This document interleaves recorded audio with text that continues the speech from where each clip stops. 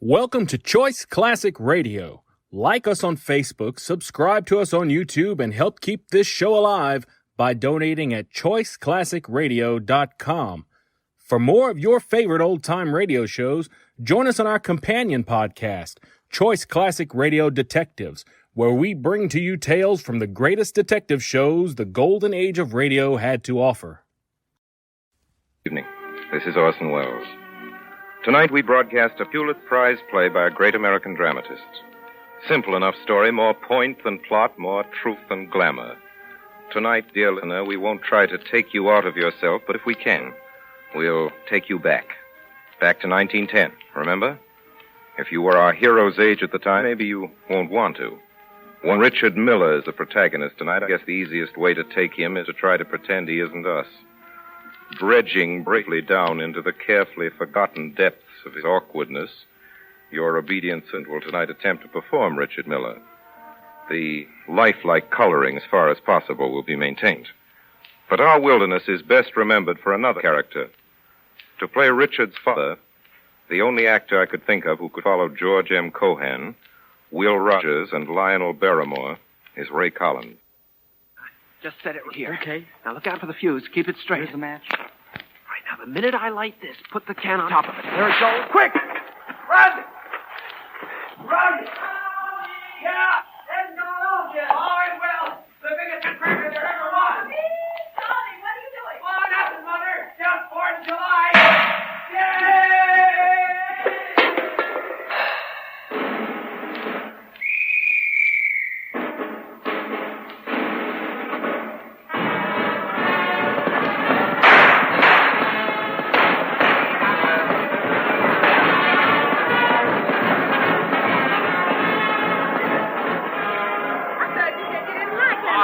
Same thing every 4th of July. I got it.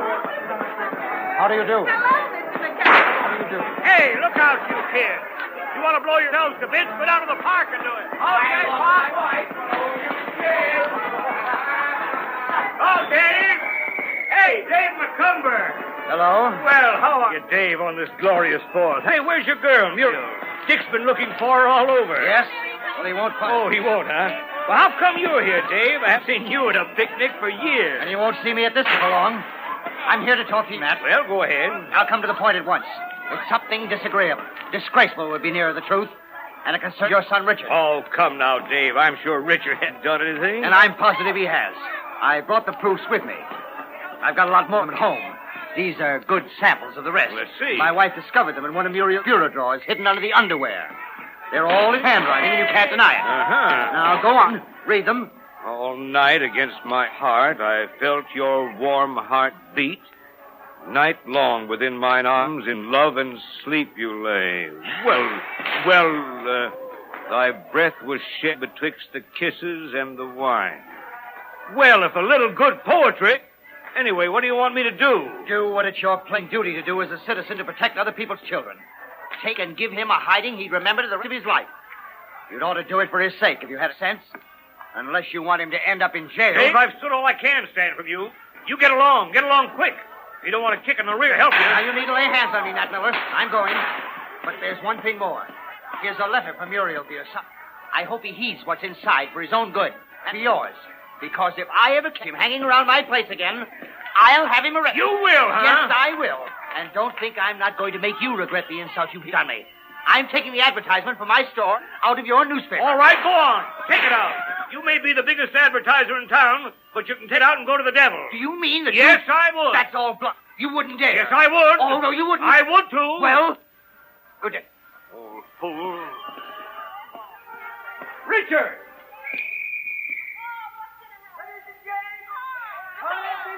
Remind you that the regular Independence Day baseball game between the Light Company Hornets and the Whipple Dairy Nines will take place promptly at 2 o'clock at the Bears Lounge. Richard! Yes, you want me, Pa? Well, I thought I'd made that plain. Oh, I'm sorry, Pa. I didn't hear you. I was off in another world. Listen, son. I'm going to ask you a question. I want an honest answer. I warn you beforehand that if the answer is yes, I'm going to punish you and punish you hard. Because you will have done something no boy of mine ought to do. You've never lied to me before, I know, and I believe even to save yourself punishment, you'd lie me now, would you? Oh, I won't lie, Father. Richard, is there anything between you and Muriel, anything you shouldn't, oh, you know what I mean. What do you think I am? What? Father, I love Muriel. I'm going to marry her after I get out of college. She said she would. We're engaged. That's all I wanted to know. We won't talk about it anymore. Oh, here's a letter from her he said to give you. Her father. You better be prepared for a bit of a blow, son. Never mind, there's lots of other fish in the sea. Here you are. Here's her letter. Well, thanks, Pa. Say, what's happened to your ma and Aunt Lily? They're so darn busy keeping an eye on Sid today, the pair of them. I think I'll go down to the beach a ways and see if they're there and maybe say hello to some of the folks. If they show up, tell them I'll be right back. Yes, Pa. Dear Richard, please don't try and answer this. It's no use. After what you've done, I never want to see you again. Never. If that's all you think of me, goodbye forever. Muriel, the little coward. I hate her. She can't treat me like that. I'll show her. Oh, Richard! I'll show her. Richard! What is it? Here's Win looking for you. See, Win, here he is. You owe me a nickel. I told him you'd be here. Hello, Win. Oh, hello, Dick. Hey, Tommy, skid up. I want to talk to Dick. What? Me? After I told you where he was and come all the way over out of the water to show you? Go on, Tommy. Here's a dime. Now get up. There's a good kid. Okay, I don't want to listen anyway. I'm going into the water. Say, Richard, I'm in trouble. What is it, Win? Can I help? Can you keep your face shut? I can't. Well, I'll tell you what it is. I ran into a couple of swift babes from New Haven this noon. I did them up for tonight. The 4th, Now I can't find anyone to go with me. I guess I'll have to pass it up. I'm broke. I can't afford to blow them both to drink. I got $11 saved up. I could loan you some. Say, you're a good sport. Oh, nix, kid. I don't want to borrow your money. Say, have you got anything on for tonight? No? Want to come along with me? You mean... I'm trying to lead you astray, understand? You don't have to do anything. Not even take a glass of beer, unless you want to. Oh, what do you think I am, a rube? You mean you're game for anything that's doing? Sure I am. Will ever drink anything besides sodas? Sure, lots of times. Beer and slow gin fizz and Manhattans. Hey, you know more than I thought. Can you fix it up so your folks won't get wise? Ought to be easy on the 4th. Sure. Don't worry about that. Okay. Then you be at the Pleasant Beach Hotel at 9 o'clock. Sure. In the back room. That's easy. Watch your step, kid. So long. So long. I'll show her. Lily, if that's what you got to hold the barbecue, I'm sorry for her. That's all I can say. Oh, hello, Richard. Hello. What did old man McCumber want? Saw him way down the beach talking to your pa. Something foolish, I'll bet. The old blue nose. I did. Well, Richard, what did he want? Well, ask Pa. Why, whatever's the matter with you, Richard? Oh, boy. Lily, don't you spoil Oh, Ma. moping around that way, and on the Oh, 4th Ma. of July, too. Oh, darn 4th of July anyway. I wish we still belonged to England. Richard, you come back here. Oh, Richard. No, he's a queer boy. Sometimes I can't make head or tail of him. Hey, Sid, where do you think you're going? I wondered where Nat was. I thought I'd go down the beach a ways and look for him. Are you sure that's all you're looking for, Sid? Why, Essie, are you by any chance insinuating? You know what I mean. Now, you see how it is, Lily, when my own sister thinks the worst of I'm me? not thinking a thing. I'm just remembering what happened last year at the picnic. Last year? Why, what happened last year? Oh, it won't happen again, It's been a formed character since you've been on the paper in Waterbury. At least that's what he swore to me last night, didn't you, Sid?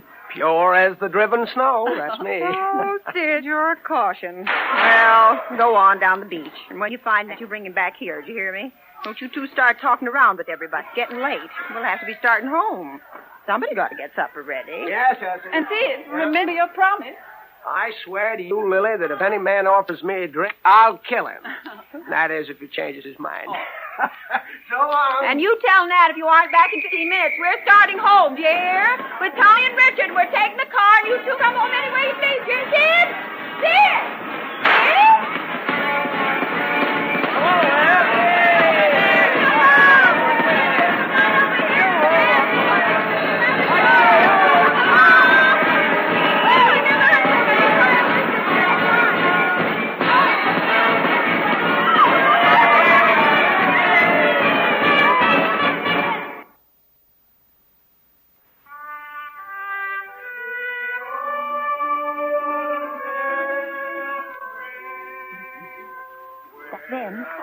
dear. Ma, they're coming. Pa and Uncle Sid. I heard him way down the street. All right, dear, all right. We'll sit right down to supper. Tommy, you go wash your hands. Oh, I did, Ma. Gee, I'm hungry, I know, Ma. you always are. Richard? Oh, gee, I love lobster, Ma. Supper's ready, Richard. You put that book away and come right in and sit down. Yes, Ma. You too, Lily. We'll get them right in here and get some food in them. They'll be all right then. Gee, Ma, it sounds like Uncle Sid soused again. Tommy, you be quiet. You're getting too smart. Well, I You just- sit right down and not another word out of you. Oh, Ma. Now then, everybody keep quiet now. Quiet.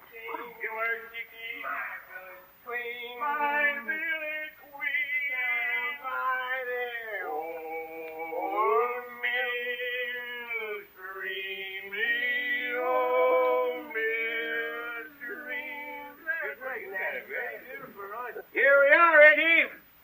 Here we are. You come right in here, Nat. Don't stop to wash up or anything. Supper's on the table. All right, Lily, you start passing the soup. Well, I see. Here we are. Right on the dot. Here we are. So I see you're here, and if I didn't, you've told me 4 times already. Oh, Essie, don't be critical. Don't be carpingly critical. Good news can stand repeat, can't it? Of course it can. Nora, bring that soup here this minute. Well, well, well. Well, well, well.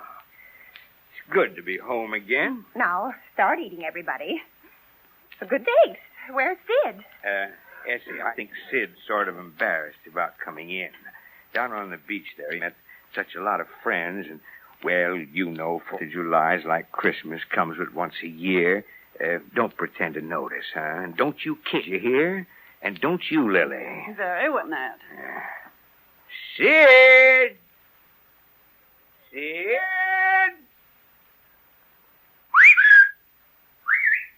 Right, Sid, come on in.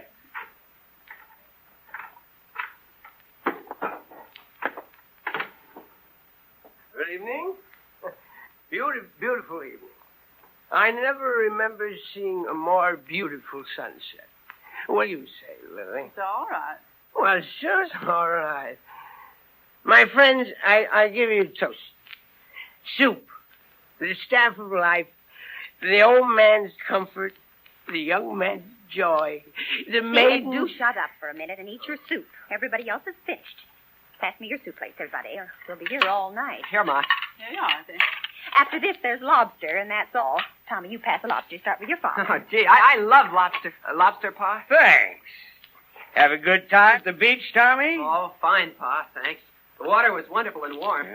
Swim far? Yes, for me, but that isn't so awful far. Lobster, Aunt Lily? You know, speaking of swimming, I never go down to that beach but what it calls to mind the day I and Red Sisk went swimming there, and I saved his life. Red Sisk, huh?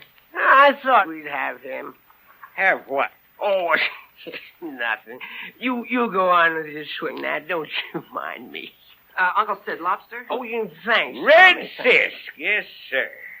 We kids called him Red because he had the darndest red crop of hair. Dear. What? The curious imagination of little children. Sid, eat your lobster and shut up. Go on, Nat. Well, as I was saying, Red and I went swimming that day. Must have been, Richard, aren't you eating your lobster? let me see. Red was 14. I was only 12. 41 years ago.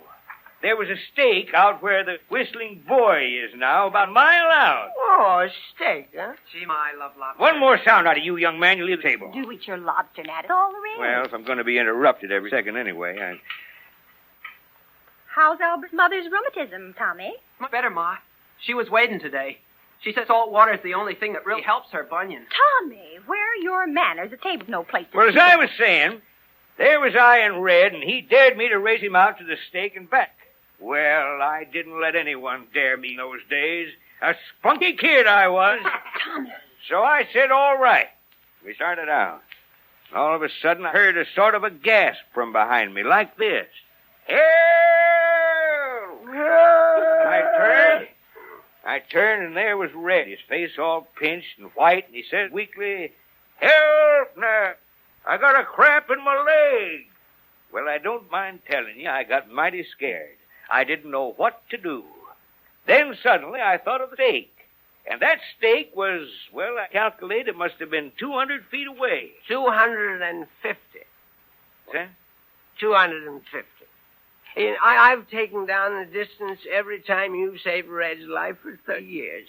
And the mean average distance to that stake is 250 feet. Sid. I get it, Sid. Sorry, folks. I guess I've told that one too many times and bored everyone. I'm getting old, I guess, Mother. Getting to repeat myself. No such thing. You're as young as you ever were. Sid, you eat your lobster. Maybe it'll keep your mouth shut. Oh, sure. I'll eat my lobster. Ladies and gentlemen, I give you lobster. Lobster, the staff of life. Mercy sakes. Can't you shut up? Ma, look at Uncle Sid. Eating that claw shells and all. Sid, you want to kill yourself? Take it away from him, Lily. Well, I prefer the shell. All famous lobster lovers prefer the shell. Sid, he'd better go right up to bed for a while. That's what he'd better do. Oh, bed? Yeah, maybe you're right. Immediately, if not sooner. Oh, but wait. Ladies and gentlemen, there is still one duty I must perform. No day is complete without Lily, answer once and for all. Will you marry me? No, I won't. Never. Right. Perhaps it's all for the best. Right. Good night, ladies. And that's with me. Bye-bye. Down by the old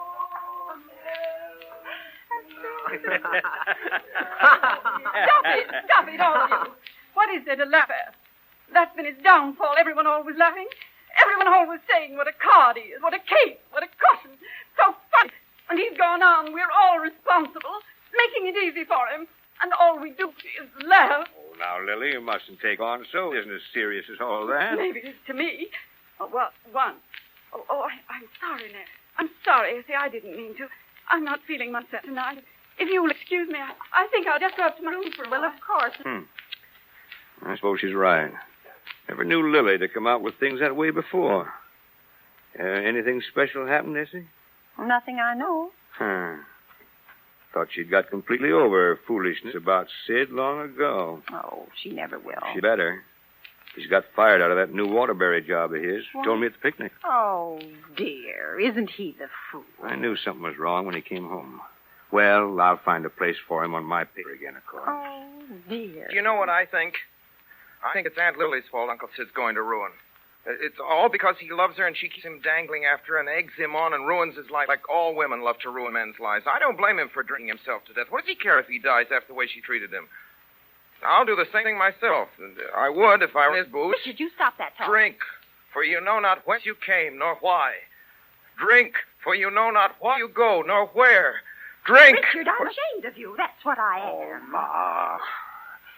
Come on, Nat. Let's go into the parlor and give Nora a chance to clear away. Really? Where did that boy talk? From now on, Richard, you keep that darn fool talk to yourself, or you're going to regret it. You hear me? Yes, Father. And about all I can stand of your nonsense for one day. Oh, what do I care? I'll show her. The little coward. I'll show them all.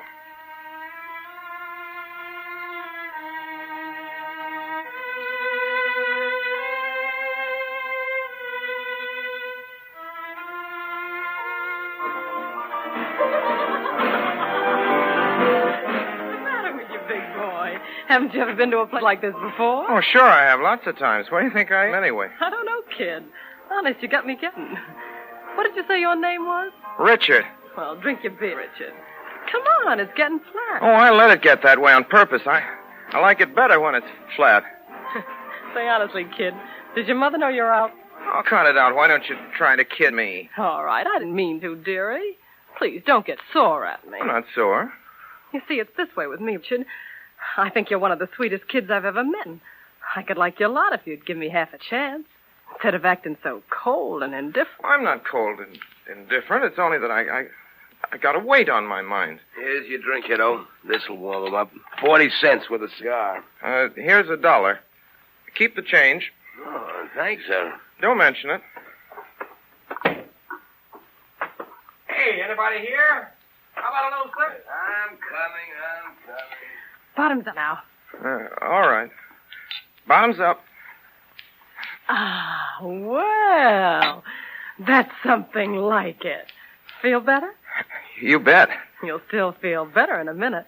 And then maybe you won't be so distant and unfriendly, huh? Oh, I'm not. Oh, yes, you are.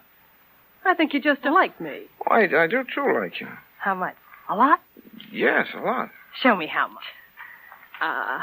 Want me to come sit on your lap? Yes? Well, now you're talking. There. How's that? Swell. Why don't you put your arm around me? Oh, no, not that dead way. Hold me tight. You needn't be afraid of hurting me. I like to be held tight, don't you? Sure I do. Then why don't you kiss me? All right. You call that kidding? Here. What's the matter, honey boy? Haven't you ever been kissed before? Sure, lots of times. Then why'd you jump as if I bit you? Gee, I'm getting crazy about you.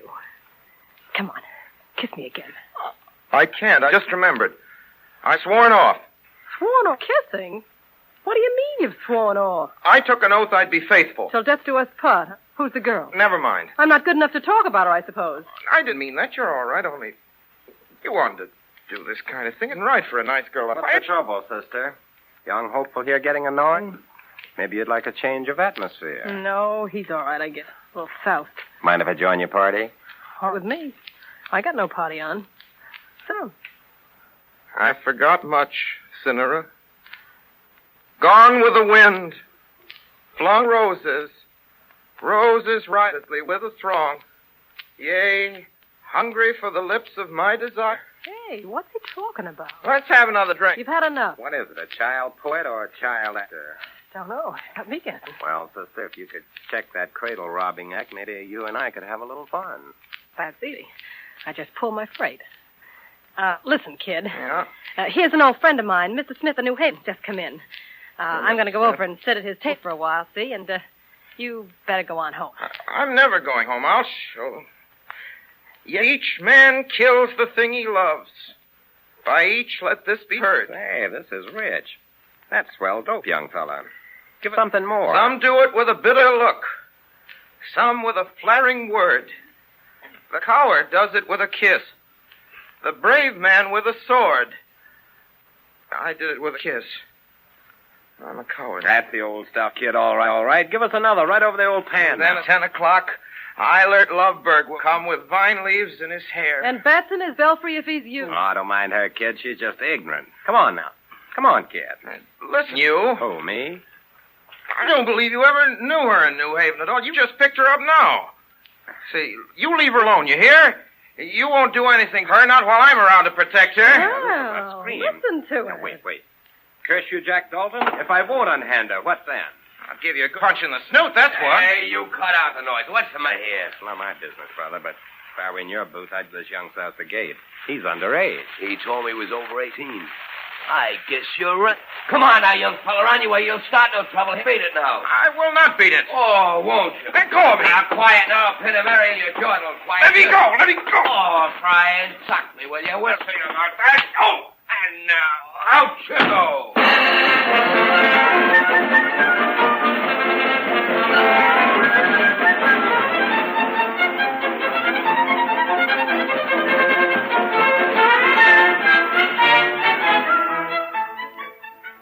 You are listening to the Campbell Playhouse presentation of Our Wilderness, starring Orson Welles. This is the Columbia Broadcasting System.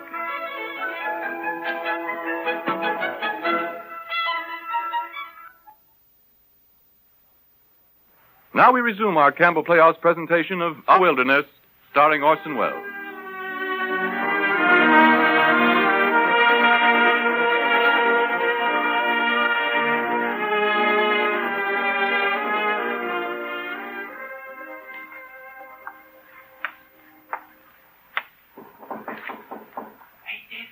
Who's that? It's Tommy. Can I come in? Hello. Hello. Are you allowed up? Of course I'm allowed up. How did Pa punish you? He didn't. He went back to the office without seeing me. Gee, after last night, I thought here that you'd died. Oh, forget it, can't you? Go on, Tommy. Get out of here. I'm sick. If I get out of here, can't give you something I've got for you. Oh, don't try to kid me. You haven't got anything. Two. What? Now, wouldn't you like to know? I'll give you 3 guesses. Oh, don't bother me, Tommy. I'm in no mood to play riddles with kids. What is it? Well, What would you like best in the world? I don't know. What? It's from Muriel. You mean Yeah, just now when I went by, I saw her waving from their parlor window, and so I went up and she gave this note to Dick. So I took it. Here it is. Now, aren't you glad I came? Oh, thanks, Tommy. Thanks. Gee. Do you know what she says? She loves me and only me, always will, and she's going to try and sneak out and meet me tonight. Hey, you can't do that, Dick. You're not allowed. Can't I, though? You wait and see if I can. I'll go right through the window. I'll see her tonight if it's the last thing I ever do. I don't care what they do to me after that. I don't care if they kill me. Hey, Dick, you sure got nerve. The trouble with most folks is they don't understand what love means.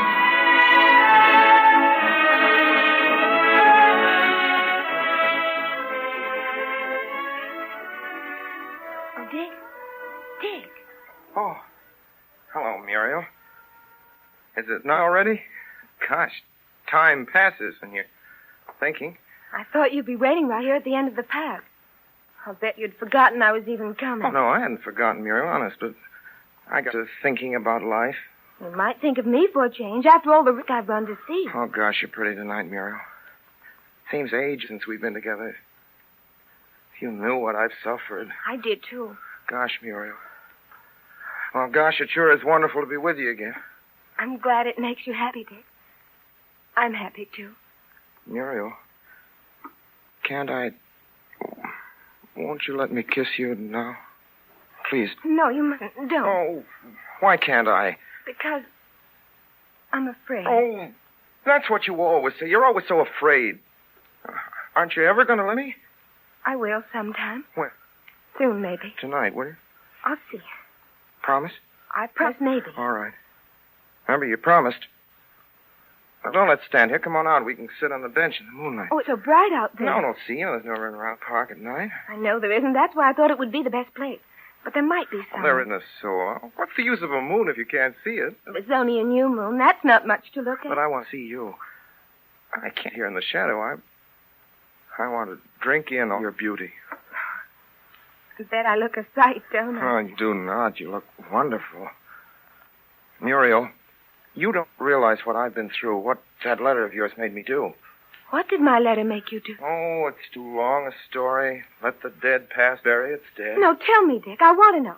Begin at the beginning and tell me. Well, after your father gave me a letter, Muriel, I figured your love for me was dead, and I thought you'd never love me. You'd only been cruelly mocking me, torturing me. Oh, Dick, I'd never. You know I'd never. I wanted to die, and I sat and brooded about death, and finally I made up my mind I'd kill myself. Dick, you didn't. I did, too, and I thought when I'm dead, she'll be sorry she ruined my life. Oh, if you ever had, I'd have died, too. Honest, I would. But suicide's the act of a coward, and that's what stopped me. And anyway, I thought to myself, she isn't worth it. And that's a nice thing to say. If you meant what was in that letter, you wouldn't have been worth it, would you? But I've told you. So I said to myself, I'm through with women. They're all alike. I'm not. And I thought, what difference does it make what I do now? I might as well forget her and drown all my sorrows and lead the pace that kills. So after it was dark, I sneaked out and went to a low dock I know about. Oh, Dick Miller, I don't believe you ever. You ask him down at the Pleasant Beach House if I didn't. They won't forget me in a hurry. You went there? Oh, that's a terrible place. Pa says it ought to be closed by the police. Well, I said it was a dive, didn't I? They let me into a secret room behind the bar room. Wasn't anyone there but a Princeton senior, and he had two chorus girls from New York with him, and they were all drinking champagne. Oh, Dick Miller, I hope you didn't. Oh, you ought to have known Pa made me write that old letter. One of them was called Belle. Yellow hair, Belle. Had a kind that burns and stings you, you know. I'll bet it was dye. And then what happened? Oh, we just kept drinking champagne, all of us, and she said she'd fall in love with me at first. And, you know, came and sat on my lap, kissed me. Oh. It's all in fun, and then we just kept on drinking champagne, and... And did you kiss her? No, I didn't. Oh, you did, too. You're lying, and you know it. Oh, I hate you. I wish you were dead. I'm going home this minute. I never want to lay eyes on you again, and this time Now, Muriel, wait, listen. I don't want to listen. Let me go. Muriel. If you don't, I'll bite your hand. I won't let you. You've got to let me explain. Ouch. You did bite me. Well, all right. Go if you want. If you haven't the decency to let me explain, I hate you, too. I'll go and see Belle. Well, go and see her if that's the kind of girl you like. What do I care? You can't explain. What can you explain? You owned up. You kissed her. I did not. Said she kissed me. And I suppose you just sat and let yourself be kissed. Tell that to the Marines. All right, if you're going to call me a liar every word I say. I didn't call you a liar. I only meant it. It sounds fishy. Don't you know it does? I don't know anything. I only know I wish I was dead. You ought to say that. It's wicked. I suppose you'll tell me you didn't fall in love with her. Oh, I should say not. Fall in love with that kind of a girl? What do you take me for? How do you know what you did if you drank so much champagne? Well, I kept my head. I'm not a sucker, no matter what you think. Then you don't love her. I hate her. She wasn't even pretty. And anyway, how could I love her? I love you. Well, then, I still love you. Then come back here, why don't you? It's getting late. It's not 1/2 past yet. All right. Only I'll have to go soon. Gosh, I'm sorry I hurt your hand. Well, that was nothing. It felt wonderful even to have you bite. There, I'll kiss it. That'll cure it. You shouldn't waste that on my hand. You said you'd let me. I said maybe. Muriel, you know, I want it so. Will it wash off her kisses and make you forget you for always? Oh, I should say so. I never remember anything but it. Never want anything but it ever again. All right. The moon is beautiful, isn't it? Not as beautiful as you. Nothing is. Won't it be wonderful when we're married? Yes. But it's so long to wait. Oh, perhaps I needn't go to college. Perhaps Pa give me a job. Then we're making enough. You better do what your pa thinks best. And I'd like you to be at Yale. Oh, poor you. Do you think he'll punish you awful? I don't know. I don't care either. Gosh, but I love you. Oh, gosh, I love you. Darling. I love you, too. Sweetheart. Where are we going on our honeymoon, Dick? To Niagara Falls? That dump where all the silly fools go? I should say not. Oh, no, we'll go some far-off, wonderful place, somewhere out on the long trail. The trail that is always new. On the road to Mandalay.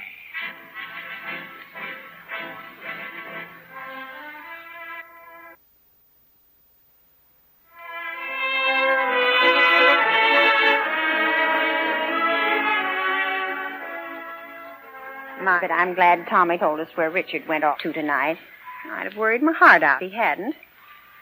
But no, it's all right. All right, is it? As for his being in love with Muriel, I don't see but what it might work out real well. Richard could do worse. I thought you had no use for Muriel. Thought she was stupid. Well, so I did, but if she's good for Richard and he wants her. Ma used to say you weren't over bright. Well, I've been bright enough to... No, hush up. Where'd you say Sid and Lily had gone off to? To the beach to listen to the band. Oh, I'm glad. What's that? What? Did you hear something? Yes, I did. That's Richard now coming round the house. Nobody else would come that way. I'll go out on the porch and meet him. You better leave him and me alone for a while, I see. Well, all right, I'll stay in here. Call me if you want me. But you'll remember all I've said now, won't you? Sure, Essie. Hello, Richard. Oh. Hello, Pa. Sit down, Richard. Yes. No, right here, next to me. That's better. Well, how are the vine leaves in your hair this evening? I don't know, Pa. Turned out to be poison ivy, didn't they? Huh. You needn't look so alarmed. I'm not going to read you any Terence lecture. That'd bore me more than it would you. Still giving you credit for having brains. So I'm pretty sure anything I can say to you, you've already said to yourself. Oh, I know I was a darn fool. You sure were. Not only a fool, but a downright stupid, disgusting fool. I know, Pa. All right, then. That's settled. Now, one more thing. This girl at the Pleasant Beach House. Oh, Pa, if they've told you about her down there, they must have told you there wasn't anything in it. Honest, Pa, there wasn't. I wouldn't do a thing like that to Muriel, no matter how bad I thought she treated me. Honest. How'd you happen to meet this lady, anyway? I can't tell that, Pa. I'd have to snitch on someone. You wouldn't want me to do that. No, I suppose I wouldn't. Well, I believe you. And I guess that settles that. There's nothing more to say, and we'll forget it, huh? How are you going to punish me, Pa? Well, I was sort of forgetting that, wasn't I? Well, I'd thought of telling you you couldn't go to college. Don't I have to go, honest? Oh, gee, that's great. Muriel thought you'd want me to. I was telling her I'd rather you give me a job on the paper because she and I get married sooner. Oh, gee, Pa, you picked a lemon. That isn't any punishment. You have to do something besides that. And you'll go to college and stay there till you graduate. That's the answer to that. Muriel's got good sense, and you haven't. Now, we're finished. We'll call your ma. Essie. Here she comes. Hello, Ma. Hello, Richard. My, it's a beautiful night. Moon's way down low, almost setting. Yes, I don't believe I've hardly ever seen such a beautiful night. Such a wonderful moon. Have you, Richie? No, it was wonderful down at the beach. I can only remember a few nights that were as beautiful as this. They were long ago when your mother and I were young and planning to get married. Yeah. I bet those must have been wonderful nights, too. Sort of forget the moon was the same back then and everything. You're all right, Richard. You're a good boy, Richard. Better get to bed early tonight, son, hadn't you? Oh, sleep. I couldn't sleep. Can't I stay out here on the porch and sit for a while until the moon sets, please? All right. Then you better say good night now. I don't know about your mother, but I'm going to bed right away. I'm dead tired. Oh, so am I. Good night, Ma. Good night, dear. Good night, Pa. Good night.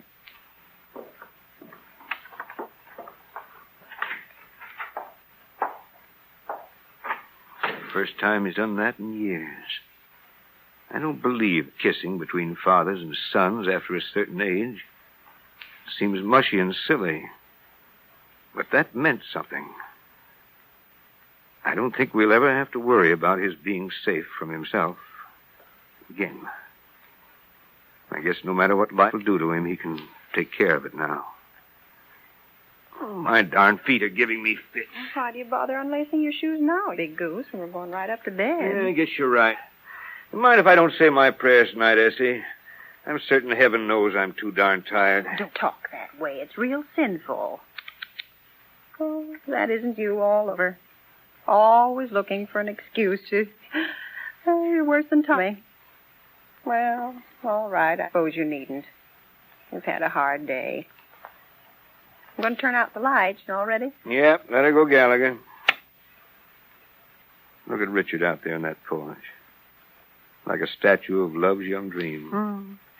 What's it that Rubaiyat says? Yet that spring should vanish with the rose, that youth's sweet-scented manuscript should close. Well, spring isn't everything, is it, Essie? There's a lot to be said for autumn. That's got beauty, too. And winter, if you're together. Yes, Matt.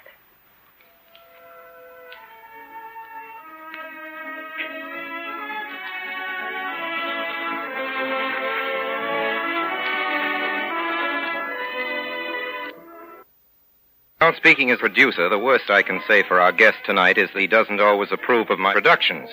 Speaking as a citizen with the vote, the least I can say for George G. Nathan is that I always approve of what he writes. I didn't say agree, mind you. Heaven and the entire personnel of Actors Equity forbid that I should recite for you a catalog of Mr. Nathan's unmentionably numerous virtues. I needn't remind you of the magazine which he founded, Mr. H.L. Mencken, a magazine from which my theater took its name, and both which should be nameless, nor of the list of his books, which don't need what I'd like to say about them. It's not for me to celebrate the celebrated Nathan prose that blend richness and astringency against whose infinite variety time and custom seem to be getting nowhere. But let me say this much. Eugene O'Neill's dedication on the first page of Our Wilderness reads as follows. To George G. Nathan, who also, once upon a time, wore peg-top trousers and went the pace that kills along the road to ruin. Tonight, ladies and gentlemen, the Campbell Playhouse rededicates Our Wilderness to George G. Nathan. And we have our own good reasons. They are, among other things, his love of theater, as much as the gift and intelligence with which he served it. Mr. Nathan. O'Neill affectionately dedicated Our Wilderness to me, and it's only in the present tradition of close friendship that I should now return the compliment by saying uncomplimentary things about him. I've known the scoundrel intimately for more than 20 years, and I should like to take advantage of this occasion to tell you confidentially that the popular idea of himself, which he has so cleverly built up through his plays, books which he has had written about him, and the expensive photographs of himself which he has spread around the world, is a whopping fraud. What picture have you got, O'Neill? He is, you believe, a fellow persistently gloomy and morbid, that if a funeral passes his house, his wife joyfully mistakes it for a Mardi Gras carnival. But if O'Neill is gloomy and morbid, all I can say is that someone has got the Scandinavian weather report mixed up with the dictionary. He is so gloomy and morbid in point of fact. Once, while I was staying with him on Sea Island, I had to bribe him with one of my best new Hawes and Curtis neckties to quit singing Rosie, You Are My Posy at top of his lungs after midnight so I'd get a little decent sleep. He roars with delight over Damon Runyon's stories of mugs who go around shaking hands with pieces of Limburger cheese concealed in their palms. He thinks Jack Benny is a scream and worth all the Ibsen actors this side of Stockholm. He wrote, don't forget, This Our Wilderness, which is not only approximately as gloomy and morbid as Charlie's Aunt or the Beer Barrel Polka, but which, I may tell you, had to have 21 consecutive minutes of howling low comedy cut out of the dinner table scenes so following sentimental scenes might stand a chance of getting over. O'Neill, you further believe, given to a large, steady, and copious indignation. In other words, a combination of ingrowing toenail, boil, and second act of the Valkyria. Well, as I say, I've been pretty close to the fellow for almost a quarter of a century. And the one and only time I've ever seen him indignant about anything, it was 3 years ago, was when I argued with him that he was a jackass in not believing Joe Louis a top-notch fighter. Prize fighting, incidentally, interests him more than almost anything else, except for sauerkraut. He loves sauerkraut. I've seen him down 6 big dishes of it in half an hour. You've read as being a painfully slow and laborious worker. You've heard that it takes him 2 years even to get to the profound point of putting down the line, Act 1, the curtain rises. It's true he's a laborious worker, but so far as the painfully slow stuff goes, it's often a lot of bunkum. This Our Wilderness, for example, he wrote in exactly 26 days. So you also think that O'Neill, from what you've heard, must be a quick-tempered and nasty rooster in his dealings with the stage directors of the play. I'll give you an illustration out of many. During the rehearsals of This Our Wilderness, Philip Muller, the director, came down to the footlights and suggested to O'Neill, sitting huddled in the third row, that he thought it would be a grand idea if O'Neill permitted him to alter one line in the serious scene then being tried. Why, O'Neill wanted to know. It would, answered Muller, telling how he changed the line, be a beautiful, relieving laugh. Well, quietly mumbled O'Neill, it's funny, all right. In fact, it's pretty darn funny. In fact, it's fine, but, and here our friend gently squinted at Muller, it would be a whole heap funnier if you yourself played the role facing the audience, and then, very, very slowly, while speaking the line, turned around and showed him a large chromo of William Jennings Bryan fastened to the seat of your pants. Muller had no more to say. The scene proceeded as O'Neill had written it, and that's the scene and that's the play that you have heard tonight. The makers of Campbell Soups join Orson Welles, inviting you to be with us at the Campbell Playhouse again next Sunday evening. Meanwhile, if you have enjoyed tonight's Campbell Playhouse presentation, won't you tell your grocer so tomorrow when you order Campbell's chicken soup? This is Ernest Chappell saying thank you and good night. My sponsors, the makers of Campbell Soups, and all of us on this program remain, as always, obediently yours. That concludes today's episode. We'd like to thank you and remind you to donate at choiceclassicradio.com. Remember, your donations make episodes like this possible.